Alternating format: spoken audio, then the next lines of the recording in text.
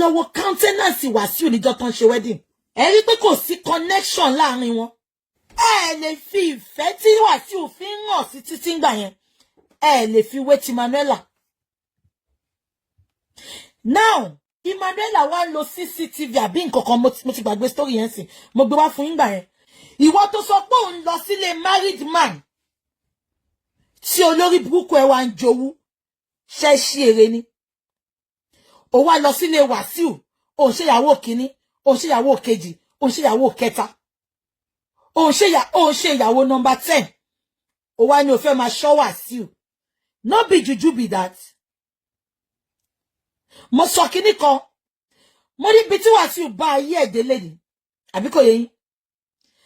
Ẹni obìnrin ò gbọdọ̀ dóhun fẹ́ as marriage. Ó jẹ́ kẹ́ máa jí Wasiu fẹ́ ni. Ó jẹ́ kẹ́ máa jí fẹ́ ni. Ìyẹn tó bá náwó fún yín o. Ẹ wá ń ṣe damage control. Kò sígbà tí má kú òní kú, kò sí fẹ́ yẹn ń bẹ̀ mọ́. Ẹ gbàgbé ẹ̀. Tó bá jẹ́ mi ní Ropo ni, let her pack her bag and baggages.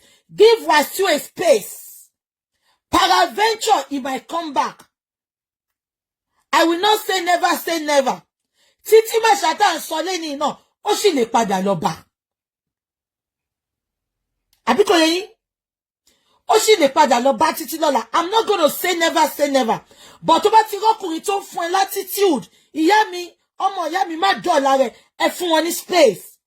But Ropo, ó ti mọ bóun ṣe jagbà lọ́wọ́ Wasiu, òun náà wá ń ṣọ́ Wasiu back to back. Kò lè fi Wasiu sílẹ̀. Ó ti gbàgbé pé olórin ni Wasiu, tí Wasiu ò bá tiẹ̀ fẹ́ yàwó púpọ̀, olórin ni, tí Wasiu ò bá fẹ́ dó àwọn ọmọ ẹ̀lẹ́ yẹn, àwọn ọmọ ẹ̀lẹ́ fẹ́ dó. Are you not getting something, Ropo? Mo ti sọ fún ẹ̀jọ̀ sí tí mo ṣe show yẹn. But tí Wasiu bá disappoint ẹ, mi ní bú Wasiu, ìwọ ni máa wá come for. Because ìwọ ló gbọ́ kùkù òjò tó dá mi agbádànù. Wasiu tó jẹ́ pé ó ń ṣe seafood okra lójú yín. Wasiu tó jẹ́ pé gbogbo nǹkan ló ń ṣe lójú yín. Ṣé robo nídìí obìnrin ni? Wasiu kàn gbé yín sórí kẹ̀kẹ́ tí ò ní táyà ni. When you look at Wasiu very well, he's a jealous man. Àwọn èèyàn bí ti Wasiu, wọ́n máa ń jealous gan. Wọ́n ní nǹkan fi yín ṣe, ṣùgbọ́n fẹ́ fi yín wọ̀n fáyé, so that tó bá já yín lẹ̀ ò ní léyàn tẹ̀lé ẹ mọ́. Adérọ́pò, wo bó ṣe síngbọlẹ̀, wo bó wá ṣe fira ẹ̀ ráre, wo bó ṣe rù. Gbogbo yín ni Wasiu máa fi ṣe title. Ìgbà ti Títí, ó gboyè. Ìgbà tí ẹ náà, ó gboyè. Bàdádì mi ọba Ìjẹ̀bú Òde wọ́n fún lóyè. Gbogbo serenade tí Wasiu serenade ńjọ́ yẹn. Tọkùnrin bá ń ṣe dáadáa, obìnrin yẹn wà lọ́dọ̀ ẹ̀. Wasiu, àgbàyà lẹ́yìn náà, àgbàyà. Mélòó gan lóko tó wà lábẹ́ yín gan tẹ́ fi ń dá wàhálà lẹ̀? Mélòó lóko yín gan? Òbò mélòó gan lẹ lè dó? Crying and discharging. Òbò mélòó gan lẹ lè dó? Tẹ́ fẹ́ ba ilé ayé jẹ́. Mo ti ní mo ò ní bú yín, ṣé mo ti bú yín ni? Báwo lẹ ṣe ń gun Ropo gan kò yé mi? Ṣé dọ́gí lẹ máa ń ṣe ni? Àbí báwo, because okay, ẹ ṣe daddy and mommy. Ẹ ṣe missionary. Báwo lẹ ṣe ń jẹ sí ara yín? Because I don't understand. No, mélòó gan ló kó tó wà lábẹ́ Wasiu gan tó fi ń dá wàhálà lẹ̀? Mélòó ló kó yẹn? Wasiu, I challenge you. Wasiu, ẹ lọ wo fitted jeans tó kó okó àtẹpọ̀pọ̀. Mo fẹ́ wo size oko yín. Oko tẹ́ fi ń dà gbogbo láàrin àwọn big girls, mo fẹ́ mọ̀. Ẹ jẹ́ kí Ropo ṣọdún mẹ́ta kó tó jẹ breakfast. Ìkànnì yín. Ìgbà tẹ́ mọ̀ pé kí ní nǹkan fún àwọn obìnrin ṣe, àti sọ tóbìnrin sìn, kí lẹ lọ ń disturb wọn fún. Ẹ máa ṣe nìkáì. Gbogbo ẹ̀yin tẹ́ lọ nìkáì ní Abẹ́òkúta, ẹ lọ gba refund yín. Gbogbo ẹ̀yin tẹ́ raṣọ, ẹ lọ gba refund yín. Táwọn Farida ń ṣe, Ìtàláwà, we are outside. Àṣírí wá tútọ́, ẹ wá ń ṣe damage control. Ropo, etí ẹ̀ mélòó? Sori bó ṣe wà yẹn. Wasiu is not coming back to you. No doubt and no peace. He's gone. Bí ọ̀rọ̀ àwọn òyìnbó ń bí, wọ́n ní when he's gone, he's gone. He is gone. Get that into your skull and move on. Thank God, you want to shop don't touch more. Face your business. Face it. Kase dúpẹ́ pé wọ́n lọ náwó fún Wàsíù torí wà àmọ́ bó ṣe délé Wàsíù ló náwó fún wọ. Ìwọ náwó fún Wàsíù náwó fún ẹni. Ipo ló ń tún ẹ kan àbò ló nígbàgbọ́ kan pé Wàsíù ń bọ̀. Wàsíù ò wá mọ́ tó bá rò bó ń bọ̀ ìwọ lọ bèrè lọ́wọ́ Títí Màṣà. Tí Wàsíù bá ti sọ pé ó dàárọ̀ sẹ́ kò kí ń padà síbẹ̀ àfi tó bá gbàgbé umbrella. Èèyàn kan níta ló máa dáná sáré. Wàsíù mọ́ ń jẹ́ sè ẹ̀rí tó máa ń ṣọ́ èdè tó máa ń ṣọ́ ẹ̀dá ni. Tọ́mọ láwọn ń ṣe seafood ọkọ̀. Ó ní seafood sọnù. Wàsíù mọ́ ń jẹ́ sè Wàsíù ní ìdàwọn woman yìí. Àwọn lórí wọn ò pé. Ó kẹfẹ́ enjoy ara yín. Ẹ fẹ́ fẹ́ sẹ̀lẹ̀. Ẹ jí fẹ́ náà. Ẹ jí dọ́nà ọ̀kẹ́dẹ̀ gbójú shop and clean out ló ń pè. Kò sẹ́ni tó máa rọ́bìṣì yín sìn. Chop and clean out ló ń pè. Tẹ máa tún dóra yín tó tẹ máa bọ́ta tẹ máa ṣe dádì mi ẹ káàsán. Ọ̀nkú mi ẹ káàsán ẹ tí mọ ọ̀rọ̀ ẹ̀rí ni. Ṣé dandan ni kọ́ ka yín mórí oko ni? Káṣẹ̀ sọ pé ẹ tó lóko lábẹ́ ń sìn. Ẹ sọ pé okay ó lóko. With Wàsíù size ẹ ti fojú bá ìnákólà sí nǹkan tó máa wà lábẹ́ ẹ̀nà àtòkọ́ àtẹ̀pọ̀n. Bí Wàsíù ṣe wà yẹn kó mu pàrágà kó wá lọ́mọ bitters kò lè ṣe ju 1 round 2 round gan bàbá mama ọ̀hún ni. Kí wọ́n lè fi àjẹra yín fún. Are you dating him just because you want to do pepper them? Are you dating him just because you want to prove a point to your friends? Why are you all doing this? Ẹ wo Ropo. Ọ̀pá tí rin kan lè ó kànrun. Àtùpà pálọ̀. Àtùpà mi o, àtùpà mi. Àtùpà mi o, àtùpà mi. Ibo ni gbogbo àtùpà yẹn wà nsìn. Wá wá padà sọ bí Abẹ́òkúta. Ẹ wo jọ́ tí Wàsíù ń ṣe party náà mi mọ̀ party kan tó ń ṣe tó ń wọnú hall. Wàsíù is not a gentleman. Bí confessor wọn jọ náà ẹ ti rántí. Wàsíù ń ṣe kíní kan stage. Ẹ ti rántí party yẹn. Wàsíù ń bẹ lọ́wájú Ropo ń tẹ̀lé lẹ́yìn. Tí Ropo wọ́n sọ wedding bí kan ọfẹ́ tún nìka ìṣe. Wàsíù lọ́wájú ni. It doesn't work like that. Apẹ́kọ́ tó jẹun ń dẹ̀bàjẹ́. Wàsíù náà ló kọrin. Ojú ẹni máa láàárí tó. Ojú ẹni máa láàárí ìyanu. Ropo. Ìwọ náà ti rí báyìí o. Normal guy tí ò lórúkọ. Ó wá pí ẹ̀yin obìnrin gan kẹfẹ́. Kó ṣàpọ́nlé yín. Kó gbé yín kó gẹ̀ yín. Ju gbogbo àwọn olórí burúkú celebrity tẹ́fẹ́ máa fẹ́ lọ. Celebrity ò kì í náwó. Ẹ lọ bí àwọn tó ti dó wọn rí. Wọn ò kì í náwó mò ń sọ fún yín. Ẹ lọ fẹ́ Wàsíù. Ẹ lọ fẹ́ Wàsíù. Ojú ti rókun ti rọ́sà. Irú ìwẹ̀ wo lẹ fẹ́ wẹ̀ lójú ẹ̀? Irú ìdíwọ̀ bọ̀m̀bọ̀n wo lẹ fẹ́ ṣèkì lójú ẹ̀? Irú ọyàn wo lẹ fẹ́ gbé síta lójú ẹ̀? Irú fine girl wo ló tún fẹ́ dó tí ò tí dórí? Ropo, ó ṣe mistake. Láwọ́ ẹ̀ kò fomi lo breakfast ni. Tí ẹ kàn yájú ti gbogbo èèyàn lọ ni. Because the love was not there. The chemistry was not there. The connection was not there. It is not natural. Ewé dẹ̀ máa ń sunko. Ìwọ ló mọ lẹ́dì tó tán sójú jẹ́ tó lọ dúpẹ́ lọ́wọ́ ẹ̀. Ipò wa kọrin nítòkú bàbá ẹ̀. So kò láwọ́ ẹ̀ kò fomi lo. Bí yàrá ẹnìkan tó ń tó ṣe lábẹ́kúta mẹ́rin tó wò pé èmi ò ń ṣẹgbẹ́ ẹgbẹ́ dádì yín làwa ń fẹ́. Celebrity làwa ń fẹ́. Ọkùnrin wa máa fún ẹ latitude. Wà máa ṣe bẹ́ẹ̀ tí ò rí. Wà máa ní ẹ bá mi bẹ́ẹ̀ sórí ẹ burú ni. O mọ̀ pé o máa ṣe yamayama ni. Agbóbìnrin wá sójú ẹ̀ gan. So Ropo, my advice to you is just, take it as it is. Ropo, ìgbà tó ti fẹ́ Wàsíù ló ti jẹ́ kó mọ̀ pé this is gonna be right. It's gonna happen. Ropo ní babaláwo tó sọ fún ẹ pé ìwọ ni last bus stop. Ó jẹ́ kó ti mọ̀. Bọ́lájí Bàsí àsọ̀nà. Òun ìjà ni Wàsíù bá Bọ́lájí Bàsí àjà. Ọ̀rẹ́ tó ti ń ṣe for years. Ìtorí obìnrin kẹ́lẹ̀ mọ̀ pé Wàsíù kálọ̀sì gan. Ọ̀rẹ́ tó ti bá ṣe for years. Bọ́lájí mi Bàsí àmì o. Ọkọ búkì àdúnni mi o. Kí lẹ̀ ni Bọ́lájí Bàsí àsọ̀ngbà.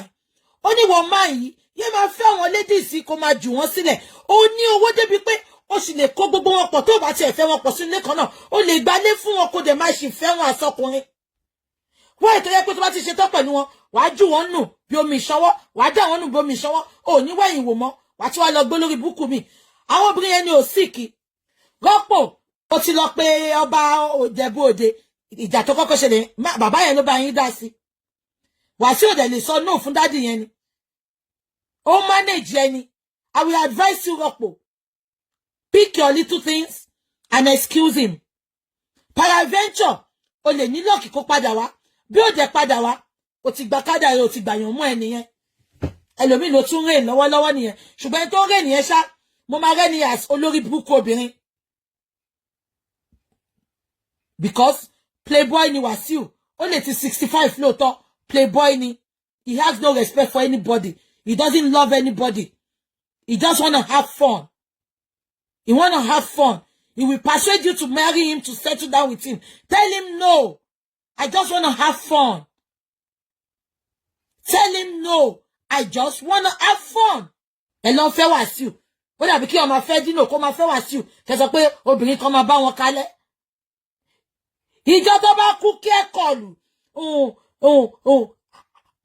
bẹ́ẹ̀ ni náà máa pè tó máa fi connect hospital wọn tó máa wá gbé wọn ẹ mọ̀ ní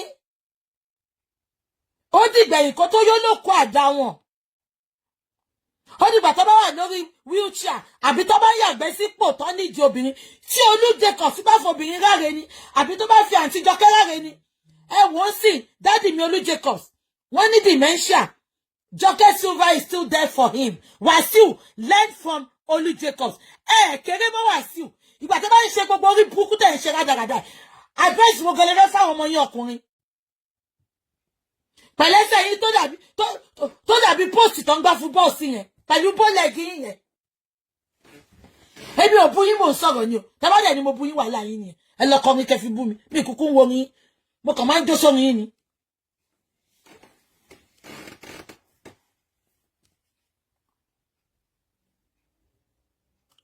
ẹ ní tìjú ni nǹkan tí ò dẹ̀ jẹ́ kí Wàsíù láì lẹ́sìn ni pé àwọn olórí burúkú obìnrin náà ni àwọn olórí burúkú obìnrin ni because kó tiẹ̀ tó fi Rọ́pò lẹ́gàn kó tó fi títí nílẹ̀ kan àìmọye kíù tó ti wà tó fẹ́ do ẹ̀yẹ olórí burúkú onídìí wíwọ́ obìnrin àwọn ṣòbò lábàṣà àwọn sẹ́ẹ̀tì Wùnmí ọ̀pọ̀ òbò wọn lera wọn ò ní respect kò sẹ́ni tó ní kẹ́ má dóko ẹ má ṣì mí gbọ́ ẹ jìdó ẹ máa wá do ẹ fẹ́ jẹ́ kọ́ rí yín mọ́ orí yín burú ni Wàsíù mò ń challenge yín ẹ wọ fitted jeans mo fẹ́ wo weight oko yín gan mélòó lo kó yín gan ẹ wà àwọn tẹ́ ń gbé ẹ gbé sáìsì mélòó lo àwọn tẹ́ ẹ lè dówó kọ́ wà comfortable mo lè bet ayé mi ẹ lè dówó kọ́ wà comfortable àwọn mo challenge yín ẹ wọ fitted jeans gbogbo aláti kókó Dino Melaye sí àmọ́ pé Dino Melaye nǹkan kì síbẹ̀ nǹkan tí Ìyábọ̀ ṣe fẹ́ fílẹ̀ nìyẹn ẹ wọ ṣòkòtò kẹ́ ṣe rough stacking mo fẹ́ wo nǹkan tó wà lábẹ́ yín ẹ dẹ̀ wá ń waste time ara yín gbogbo yín ẹ̀ ń ṣe yamayama èmi máa jẹ́ kí Wàsíù ẹ̀yin fine girls beautiful girls èmi máa jẹ́ kí Wàsíù kọ́ máa ṣe yín yamayama please we all need to talk to ourselves you can date him you can do whatever you want to do with him but don't pronounce him I know he will be singing your praises ó máa fi yín kọrin bẹ́ẹ̀ tiẹ̀ sympathy yẹn ó máa fi yín kọrin tactics ni it's called tactics gbogbo yín pé ẹkọ pé ayé big girls ni ní common sense it is called tactics ọmọ yẹn ọdún tó fi kí alpha omega ló ń kí ẹ alpha omega òun ni omega alpha tó fẹ́ gbà yẹn ní alpha omega ló ń kí ẹ ṣé jojúmọ́ lomega wà ń pàtí ẹ̀ Ropo, please do the needful don't start begging bó ṣe ń bẹ̀bẹ̀ yẹn nínú ṣe máa bí Wàsíù sí allow him to enjoy himself ẹ jẹ́ kó lọ enjoy ṣẹgbọ́ ìyẹn bẹ́ẹ̀ yẹn mo rí fídíò kan lánàá bó ti jà fún Wàsíù dáadáa mo ní kò ń ṣe Wàsíù mo ní Wàsíù tẹ́mi mọ̀ yẹn aláàánú èèyàn ni mo ti ń réyàn tí làfíìtì máa yìí very very clean man kí Wàsíù wa máa fìyà jẹrú àwọn bàbá báyìí Wàsíù ìkà nìyí tẹ́ bá rí wọn lórí social media fake ni wọ́n nǹkan tí ó jọ àwọn tó ń bá àwọn òṣìṣẹ́ wọn rí òun ló lọ yẹn bàbá tó ń fẹ́ sọ̀rọ̀ yìí sìn ó ti bá Wàsíù ṣiṣẹ́ fún 32 years ẹ máa gbọ́. ọjọ́ tá a bá fẹ́ kúrò wọn á fún yín ní pálí yín padà tẹ bá gba pálí ẹ tẹ bá tún ti dé Muritala ń bí wọn á tún gba pálí ẹ padà so èmi dàrú pé wà nínú òfin Nàìjíríà pé pálí oníkálukú ló yẹ kó ṣe kí ni ọwọ́ ẹ̀ ló yẹ kó wà pálí mi tó ń bẹ lọ́dà láyé sí o tó mẹ́ta tí mi ò rí gbà bí mo ṣe ń bá yín sọ̀rọ̀. ó ní táwọn bá ti ń travel lọ sílùú òyìnbó ó máa fáwọn pálí yẹn táwọn bá ti padà sí Nàìjíríà ó máa gba pálí yẹn lọ́wọ́ àwọn baálé ilé ọkọ odindi bàbá oníbàbá kírú Wàsíù yẹn ṣẹ̀ṣẹ̀ máa gba pálí lọ́wọ́ wọn kó máa enslave wọn ó dẹ̀ ń kọrin jọyọ̀ ní kí Tinubu tún lò ṣe ṣé wọ́n ti tún lu ẹ̀ ṣe ṣó ti tún lu ilé ẹ̀ ṣe ṣó ti tún àwọn ọmọ tó ń bẹ kọrin ṣe Wàsíù mo ń sọ lẹ́ni pẹ̀lú fúnṣẹ̀ sí mi kò sí nǹkan tẹ̀lé ṣe fún mi àní kí gbogbo yín lọ parapọ̀ kẹ́ lọ competition ẹ̀ ní kúure ẹ lè kọrin fún mi o tẹ́ bá kọrin fún mi èmi náà ṣe àwo máa dá padà fún yín bàbá Mohbad ìyá Mohbad agbẹ́dẹ̀gbẹ̀yọ̀ Portable gbogbo àwọn tó máa wà nínú àwo mi nìyẹn gbogbo àwọn báńdì tó máa jọ kọrin fún yín nìyẹn abájọ náà lára yín gbogbo àwọn Pasuma gbogbo àwọn ọmọ kékèké Lanre Tẹríba ó sìn gbogbo kọ́ńtíráàtì tẹ́ ń gbà lẹ́kọ̀ọ́ ẹ sọ pé kọ́ gbà nú ẹ̀ you are evil Wàsíù ó sọ gba gbogbo ẹnu mi ṣẹ́rí tí Wàsíù bá wà ní abroad tí Wàsíù bá gba pálí wọn ó wà justified because kọ́ má bàa sá lọ ṣó ti ẹ̀yin but báwo náà ṣe máa tún wà lẹ́kọ̀ọ́ tí Wàsíù máa gba pálí wọn Wàsíù ní gbogbo power lẹ́kọ̀ọ́ náà wọn ò lè sá lọ náà. ẹni tó bá máa pààyàn tí ò lè jíyàn ikú yìí kí la máa ṣe ń jọkọ ni. gbogbo náà. so kí la ń bẹ̀rù kú yẹn fún aláàjì pàdé wa lójú ọ̀nà ó dẹ̀ dá mọ́tò yẹn dúró ẹni ẹ̀ ń gbé mi lọ́sọ̀ọ́sùtù kí ló ṣẹlẹ̀ ẹni ẹ̀ wá mo wá ń try láti ṣàlàyé fún ọ pé nǹkan báyìí ló ṣe mí ẹni ẹ̀ wá ní òun fẹ́ lọ mú mi rí GP so doctor ni wọ́n ń jọ ó ń láti dá mi padà ó kàn sọ fún mi ni pé kí n bọ́lẹ̀ ní mọ́tò yẹn kí n ṣe kí ni pé kí n padà sílé inú lẹ́nu dùn yìí. ṣé story tí bàbá ìsọ yẹn exactly Aunty Kenny Wàsíù Àyìndé is abusing their fundamental rights nílùú tó ní ọba tó níjòyè ẹgbẹ́ ọkọ̀ tí màá yìí sọ ó láwọn wá ṣeré nílùú òyìnbó ńgbà kan máa yí ìwà jẹ́ ẹni tó ní ọ̀sà wọ́n máa ní ọ̀sà ó léèyàn kan wá gbé òun wọ́n fẹ́ gbé òun lọ sọ́dọ̀ GP sọ́dọ̀ GP tó máa prescribe oògùn tó máa fi wo ọ̀sà yẹn ó ní Wàsíù wá pàdé àwọn nígbà táwọn tẹ́niyẹn ń gbá wọn lọ ó ló wá dá mọ́tò yẹn dúró pé bo ló ń lọ ó ní àwọn sọ fún pé ó ń gbá wọn lọ Wàsíù dẹ̀ mọ̀ pé ó ní ọ̀sà ṣẹ́gbọ́n kan tó sọ ó ló ní kóun bọ́lẹ̀ ní mọ́tò kóun padà sílé ó ní up to today òun yìí ní ọ̀sà yẹn kí ló tí Wàsíù tún ṣe fẹ́ jẹ́ kán jáde ẹ̀ǹtẹ̀ ti gbà pálí wọn kí ló dé tẹ̀ tún ṣe jẹ́ kán jáde Wàsíù abájọ lára yín náà ẹ rí bẹ́ẹ̀ ṣe rí bí ìgò mates ṣe rí ẹ̀yin obìnrin tẹ́ bá ti rí ọkùnrin tó kúrú ẹ má bínú ẹ̀yin ọkùnrin tó kúrú o ṣùgbọ́n ṣe rí ọkùnrin tó kúrú I have a reservation for them I'm sorry Wàsíù how can you be this callous this is inhuman ṣọ́gbọ̀n bó lè dánwó ẹ̀kọ́ ni àbúrò bí gbogbo èyí tó máa ṣorí bí ẹ tó máa sọ pàkálẹ̀ àbájọ tó sọ pé èyí tó wà lọ́dún ẹ̀sìn yẹn ọrùn ìmí ẹ̀ ṣe máa ń jí ẹ lówó èrè kí ló jẹ́ fún ẹ Wàsíù tó fi gbogbo ilé ayé ṣọ̀rọ̀ tó kò lọ sọ́hun ó fi ti wígo kọ́gbọ́n ni ẹrú kọ́ làwọn people yìí without them there is no Wàsíù Àyìndé I'm putting it to you this morning without these people without your music without your backup people without the drummers without the backup singers without all the instrumentalists there is nobody like Wàsíù gbàgbé bó ṣe ṣẹlẹ̀ tó bá ṣe lóògùn fún yín Ọlọ́run kan wà tó ju gbogbo lóògùn lọ you are evil Wàsíù ògùn ewé ẹ ti domi látẹni lọ ewé ẹ ti domi 32 freaking years kéèyàn báyọ̀ ṣiṣẹ́ kó má rí nǹkan kan gé níbẹ̀ Wàsíù and you are comfortable ó dẹ̀ bí àwọn ọmọ tiẹ̀ ó tiẹ̀ nání ọmọ náà tó bá nání ọmọ wá tọ́jú ọmọ lọ́mọ dáadáa ìkà ni ẹ́ ìkà ìwọ gangan ni èṣù tó ń pè ní ká. You are wicked. I give no freaking fuck about you. You are evil. You are every definition of wickedness. You are every definition of evil. O de ma boniti e pàdé. Àdàbí tí ó bá ń ṣàwọn tó ń jẹ́ kó rin ẹ máa dùn ni. Àdàbí tí ó bá ń ṣàwọn tó ń dúró sẹ́yìn àwọn elégbè lẹ́yìn ẹ tó ń jẹ́ kó máa lọ kó máa rí ṣe ni. Àbájọ tóbìnrin kò gbélé ẹ̀ dọjọ́ alẹ́ rí. Ìkà. Ẹ wo gbogbo owó tí Wàsíù ń gbà látijọ́ ẹ̀. Ẹ wo gbogbo owó tó ń gbà. Kò má lè invest fáwọn bàbá ẹ̀. Ó wá ní ó fẹ́ ṣoríire. Ó wá ń sunkún àbòsí ìjọsí kí Tinubu tún lù ṣe. Change kọ́kọ́ bẹ̀rẹ̀ látọ̀dọ̀ èmi àti ẹ.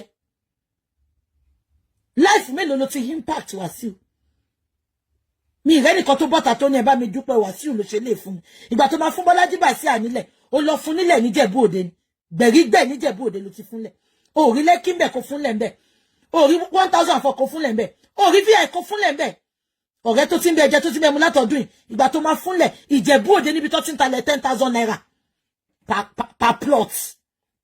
Ó tún wá gbé yẹn sórí social media. You are wicked. You are evil. Ìwọ dẹ̀ mọ̀ táwọn èèyàn gbà. Tó bá ti rówó bó ṣe máa ranjú nìyẹn. Ṣẹ́jú ẹ̀ ní àbẹ́jọ́ àwọn olórí burúkú tó ń ná bẹ́ẹ̀lì fún ẹ. Àwọn aláyé bàjẹ́ tó yẹ pé ayé ẹ̀gán dájú tí wọ́n lọ. 32 years. Wọ́n ní ṣé bàbá yẹn nílẹ̀? Bàbá yẹn sọ pé àwọn ò nílẹ̀ kankan. 32 years. Kéèyàn báyọ̀ ṣiṣẹ́ 32 years. Kó má achieve anything. Wàsíù is a greedy bastard. Greedy bastard ni Wàsíù. Ẹ wo gbogbo nǹkan tó lọ ṣe sí Ìjẹ̀bú Òde yẹn. Kí ló máa kọ́ ọ̀sẹ̀ kó mú nínú ibẹ̀ yẹn? Kó kọ́lé, kó kọ́ bọ́ngálò, kó fún àwọn ọmọ tó ń lùlù fún. Ẹ jọ̀ọ́ ẹ bá mi power tap. Wàsíù ṣó fẹ́ gbé. You are so greedy, ó lè ní ẹ. Ẹ lọ́wọ́ gbogbo àwọn ọmọ kéékèèké tó máa ń pọ́nlé náà. Àwọn Láre Tẹríba, ó sìn títí. Ìyẹn orí kan ṣe kan dọjọ́ èní. Ṣó fẹ́ lòun gba contract lọ́wọ́ àwọn Tinubu ni?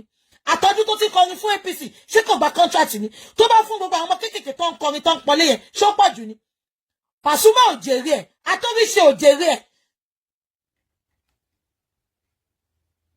Ẹ wo bí tí Wàsíù lọ kó tẹ́ẹ̀nì sí tó ní kí wọ́n máa sọ 30 million registration fee.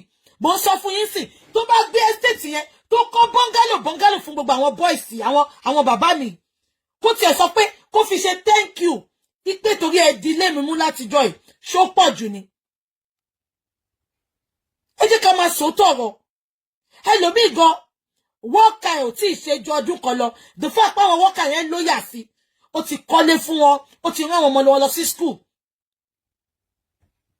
Wàsíù, you are evil. Tó bá rẹ̀ ní sọ fún ẹ, ó gba gbogbo ẹnu tèmi. Mò ń bọ̀ ní June sẹ́ sí Nàìjíríà.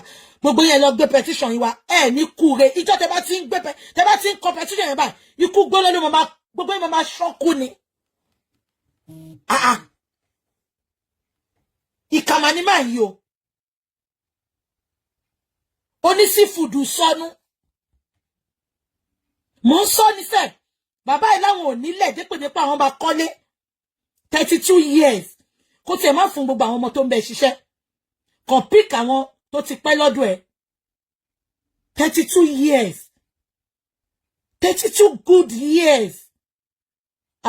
Wàsíù, you are evil. You are evil.